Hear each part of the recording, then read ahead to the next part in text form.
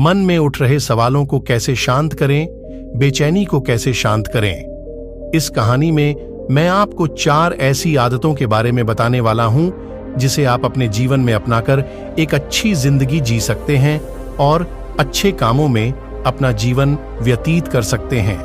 अगर आप इस कहानी को शुरू से लेकर अंत तक सुनते हैं तो यहाँ पर बताई गई यह 4 आदतें आपकी पूरी जिंदगी को बदल सकते हैं। अगर आप इन 4 आदतों को अपने जीवन में अपना लेते हैं तो फिर आप अपने जीवन को एक खुशहाल जिंदगी में बदल देंगे और फिर आपका मन कभी भी बेचैन नहीं होगा, ना ही उदास रहेगी और ना ही बेफिजूल के कामों में व्यस्त रहेगा। हर व्यक्ति के जीवन में कुछ न कुछ समस्याएं होती हैं। कुछ लोग उन समस्याओं का सामना करते हैं, वहीं कुछ लोग उससे परेशान हो जाते हैं। कई बार हम परेशानियों का हल निकालने की जगह उनसे भागना चाहते हैं। एक बार किसी राज्य का राजकुमार महात्मा बुद्ध के पास आता है और वह महात्मा बुद्ध से कहता है, आप हमेशा कहते रहते हैं कि ध्यान करो, ध्यान करो, लेकिन मेरे लिए ध्यान करना तो दूर की बात है। मैं कुछ समय के लिए अपनी आंखें बंद करके शांति से भी नहीं बैठ पाता हूं। मेरा मन इतना बेचैन है कि यह हर समय कुछ न कुछ सोचता रहता है। मैं जब भी ध्यान करने बैठता हूं तो मेरे अंदर विचारों का तूफान आने लगता है। लोगों के बारे में सोचकर, अपने जीवन की बीती घटनाओं के बारे में और अपने भविष्य के बारे में, और ऐसी ही न जाने कितने सारे अजीबोगरीब विचार लगातार मेरे मन में आते रहते हैं। इन्हें रोकने की बहुत कोशिश करता हूं, लेकिन जब मैं इन्हें रोकने में असफल हो जाता हूं तो मैं ध्यान को तोड़कर बैठ जाता हूं। इतनी बातें कहने के बाद वह महात्मा बुद्ध की ओर देखता है और कहता है, बुद्ध, आप मेरी इस समस्या का कोई समाधान बताएं। बुद्ध ने कहा, मैं क्या समाधान बता सकता हूं? सोचो, तुम्हारा ही मन है, लेकिन यह तुम्हें कुछ देर तक आंख बंद करके बैठने भी नहीं देता है। कितना आजाद कर रखा है तुमने इसे। राजकुमार ने कहा, बुद्ध, मैंने बहुत सोचा, लेकिन मुझे अपनी इस समस्या का कोई समाधान समझ नहीं मिला, इसलिए मैं आपकी शरण में आया हूं। अब आप ही कोई रास्ता दिखाएं। बुद्ध ने कुछ देर तक राजकुमार के चेहरे की तरफ बड़े ध्यान से देखा और फिर कहा, ठीक है, तुम ये 4 आदतें छोड़ दो और फिर तुम्हारा मन लगने लगेगा। राजकुमार पूरे ध्यान लगाकर बुद्ध की बातें सुनने लगा। बुद्ध ने कहा, पहली आदत, दूसरों के मन को पढ़ना छोड़ दो।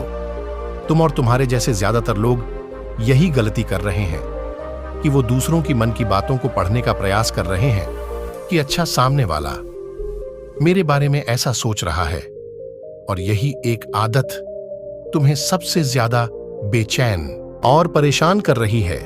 ज्यादातर लोग दूसरों के मन की बातों को गलत और नकारात्मक तरीके से ही पढ़ते हैं। जैसे कि लोग अक्सर सोचते हैं कि दूसरे लोग उनकी तरक्की से जलते हैं, उसे नीचा दिखाना चाहते हैं, उसे पसंद नहीं करते, उसकी मदद नहीं करना चाहते, और ऐसी ही ना जाने कितनी सारी नकारात्मक बातें ये लोग दूसरों के प्रति अपने अंदर बैठा लेते हैं। फिर उनके बारे में ही सोचते रहते हैं, उनसे बदला लेने के तरीके सोचते रहते हैं, उन्हें नीचा दिखाने के मौके ढूंढते रहते हैं, और दूसरों के प्रति यही नकारात्मक सोच इन्हें दुखी करती है, और फिर ये लोग बेचैनी महसूस करते हैं।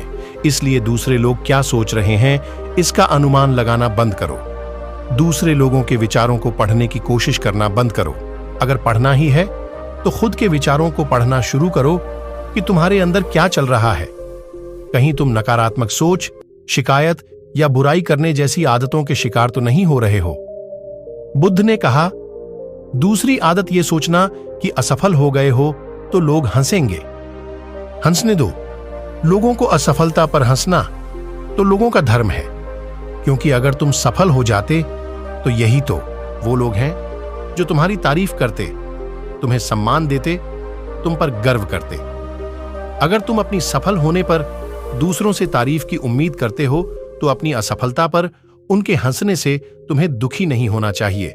और समस्या ही यही है कि हम इंसान असफलता को बुरा मानते हैं, जबकि असफल होना सफल होने से भी ज्यादा जरूरी है, क्योंकि बिना असफल हुए सफल इंसान के अंदर घमंड और दूसरों को खुद से छोटा समझने की भावना पैदा करती है, जबकि असफलता हमें विनम्र रहना, धैर्य रखना और लगातार प्रयास करना सिखाती है। इसलिए असफलता को बुरा मत समझो, और अगर तुम्हारे काम में असफल होने की संभावना नहीं है तो इसका अर्थ है कि तुमने अपना लक्ष्य अपनी क्षमताओं से छोटा बनाया है। और अगर लोग तुम पर हंस नहीं रहे, तुम्हें ताने नहीं मार रहे हैं, तुम्हारी बुराई नहीं कर रहे हैं, तो तुम अंदर से मरे हुए हो। तुम अपने मानसिक सीमाओं से बाहर जाकर कुछ नया करने का प्रयास नहीं कर रहे हो, क्योंकि असफल भी वही होता है जो कुछ नया करने का प्रयास करता है। और एक बात हमेशा याद रखना, अगर तुम्हारे अंदर असफल होने का साहस नहीं है तो तुम कभी भी बड़ा लक्ष्य हासिल नहीं कर सकते जो तुम करना चाहते हो। इसलिए असफल होने और लोगों के हंसने से डरना बंद कर दो। बुद्ध ने आगे कहा, तीसरी आदत, समय को काटना छोड़ दो। लोगों को लगता है कि वो समय को काट रहे हैं, लेकिन असल में समय हर बार उन्हें काट रहा है। लोगों के द्वारा समय को व्यर्थ के कामों में बर्बाद करने का केवल एक ही कारण है, और वह ये है कि उन्हें लगता है कि उनके पास बहुत समय है, जबकि सच्चाई यह नहीं है, क्योंकि उनसे पहले वाले लोगों को भी यही लगता था कि उनके पास बहुत समय है, लेकिन उन्हें पता नहीं चल पाया कि कब समय बीत गया और उनका बुलावा आ गया, और जब तक उन्हें अपनी गलती का एहसास हुआ तब तक समय उनके हाथ से निकल चुका था। बस पश्चाताप रह गया था कि सारा जीवन व्यर्थ के कामों में बर्बाद कर दिया, और फिर वो चले गए इस दुनिया से बिना खुद को जाने, बिना इस जीवन की सच्चाई को समझें। इसलिए जब तक यह जीवन है, इसे अच्छे कामों में लगाओ, खुद को जानने में, दूसरों की मदद करने में, लोगों को सही राह दिखाने में, मानवता के कल्याण में। और दूसरी बात, समय को बर्बाद करने से आज तक किसी को खुशी नहीं मिली है। हालांकि समय काटने से तुम्हें क्षण खुशी तो महसूस हो सकती है, लेकिन जब तुम्हें होश आता है और तुम देखते हो कि कितना सारा समय बर्बाद किया जा चुका है, तब तुम्हें खुद पर क्रोध आता है और तुम पश्चाताप के भाव से भर जाते हो। और फिर यही पश्चाताप का भाव तुम्हारे अंदर तनाव पैदा करता है और तुम बेचैन हो जाते हो और लगातार अपनी उस गलती के बारे में सोचते रहते हो। फिर तुम्हारा किसी भी काम में मन नहीं लगता और तुम उदास रहने लगते हो, और यह चक्र लगातार चलता रहता है, जिसकी शुरुआत हुई थी समय को काटने से। इसलिए समय को काटना बंद करो और वो करना शुरू करो जो जरूरी है। बुद्ध ने कहा, चौथी आदत, यह सोचना छोड़ दो कि मुझसे बड़े बड़े लोग नहीं कर पाए तो मैं कैसे कर पाऊंगा। असल में दूसरों से खुद की किसी भी चीज में तुलना करना ही व्यर्थ है। सबकी परिस्थितियां अलग हैं, सबकी सोच अलग है। और क्या हुआ, अगर दूसरे नहीं कर पाए तो हो सकता है कि तुम ही कर जाओ, क्योंकि अक्सर वही लोग इतिहास रचते हैं जिनसे ज्यादा उम्मीद नहीं होती। और फिर हो सकता है कि जिसे तुम बड़ा समझ रहे थे, जिसके लिए तुम सोच रहे थे कि उसने बहुत मेहनत की है, बहुत प्रयास किया है, उसने कभी उतना प्रयास किया ही ना हो, केवल मेहनत करने का दिखावा किया हो। क्योंकि ज्यादातर लोग कभी उतनी मेहनत करते ही नहीं हैं जितनी उन्हें अपने लक्ष्य प्राप्ति के लिए करनी चाहिए, और दूसरे लोगों के सामने यह दिखाने का प्रयास करते रहते हैं कि मैंने तो बहुत मेहनत की थी, लेकिन मेरी किस्मत ही खराब थी। और यही वो लोग हैं जो दूसरों को बातों ही बातों में कहते रहते हैं कि जब इतनी मेहनत करने के बाद मैं सफल नहीं हो पाया तो तुम कैसे हो पाओगे। लेकिन अंदर ही अंदर यह इस बात को जानते हैं कि उन्होंने कभी उतनी कोशिश नहीं की थी जितनी उन्हें करनी चाहिए थी। ये बस दूसरों की नजरों में अपनी इज्जत बचाने के लिए, और इस डर से कि कहीं दूसरा व्यक्ति इनसे आगे ना निकल जाए, यह अपने अधूरे प्रयास से घबराते रहते हैं और दूसरों को डराते रहते हैं कि जब मैं नहीं कर पाया तो तुम कैसे कर पाओगे। इसलिए किसी दूसरे असफल व्यक्ति को देखकर यह सोचना छोड़ दो कि तुम यह सफल हो जाओगे। तुम बस अपना सर्वश्रेष्ठ प्रयास करो और बाकी सब समय पर छोड़ दो।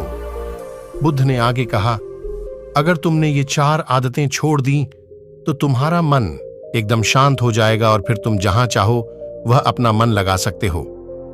इतना कहकर बुद्ध मौन हो गए और राजकुमार को भी अब समझ आ चुका था कि उसे क्या करना है। उसने मन ही मन उन 4 आदतों को छोड़ने का निश्चय किया और बुद्ध का धन्यवाद कर वहां से चला गया। कहानी से क्या सीख मिली दोस्तों?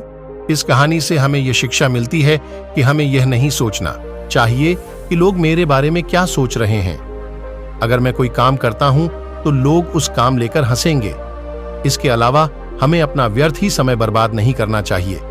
इसके अलावा हमें कभी भी यह नहीं सोचना चाहिए कि अगर किसी व्यक्ति से कोई काम नहीं हो पाया है तो मैं उसे नहीं कर पाऊंगा।